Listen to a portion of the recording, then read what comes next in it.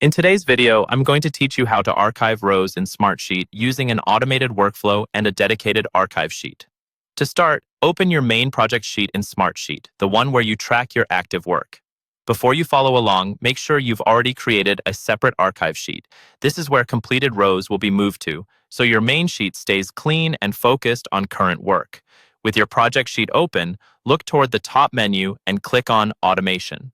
This opens Smartsheet's automation panel, where we'll build the rule that sends completed rows to the archive sheet. In the automation window, choose the option to create from template. Smartsheet provides a number of pre-built automation templates, and using one of these is much faster than building everything from scratch. Select the template that matches moving or copying rows when certain conditions are met, then confirm by clicking Use Template. This loads a basic rule that we can customize. Next, adjust the condition that triggers the archive. In the When Rows Are Changed or When Rows Are Added or Changed section, click on the field that currently says Any Field.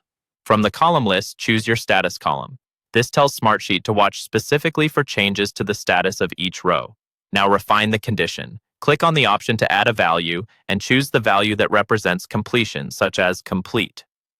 You're telling Smartsheet, when the status changes to complete, that's when this automation should run. Move down to the trigger timing. Click on the trigger setting and make sure it's set to run when triggered, not on a schedule. This way, as soon as a row's status is updated to complete, the automation will fire. In the Action section, click on Select a Sheet. This is where you'll choose your archive sheet as the destination. Use the search box if needed, type in the name you gave your archive sheet, select it, and confirm.